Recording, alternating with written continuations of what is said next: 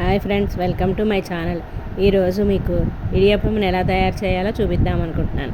దానికి కాంబినేషన్గా చేమగడ్డల కూర చూపిద్దాం అనుకుంటున్నాను. దీనికోసం ముందుగా బాండీ పెట్టి నీళ్లు పోసుకోవాలి.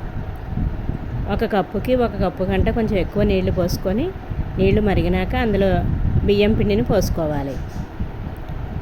నీళ్ళల్లో మరుగుతున్నప్పుడు కొద్దిగా నూనె, ఉప్పు వేసుకోవాలి.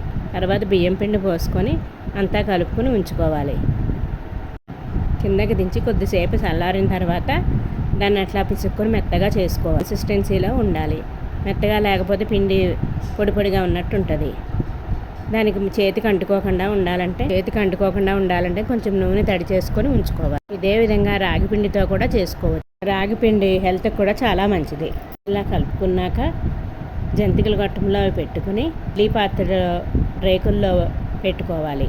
రేకుల్లో అరిటాకు వేసుకుని పెట్టుకుంటే బాగుంటుంది. లేదంటే కనుక ప్లేట్లకి నూనె రాసుకుని పెట్టుకోకుండా దానికి అతుక్కోకుండా ఉంటుంది.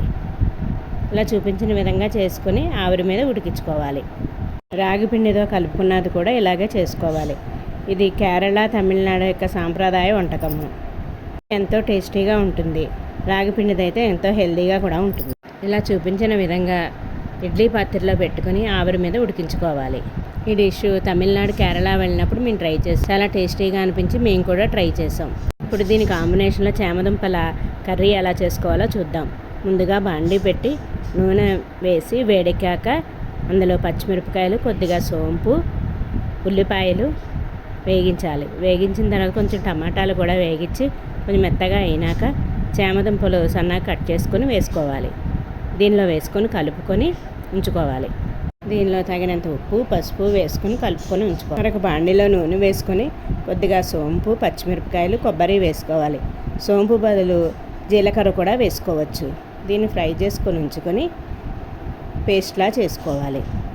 ఈ విధంగా పేస్ట్ చేసుకోవాలి. దాంట్లో కొంచెం నీళ్లు పోసుకొని మెత్తగా చేసుకోవాలి. దీనిలో చామదుంపలు మగ్గినాక ఈ పేస్ట్ని అందులో వేసుకోవాలి. దీనికి కారము, గరం మసాలాలు, అల్లం వెల్లుల్లి పేస్ట్ అలాంటివి ఏమీ వేయకుండా ఉండాలి. ఇది పేస్ట్ వేసినాక ఈ పచ్చిమిరపకాయల కారమే దీనికి సరిపోతుంది.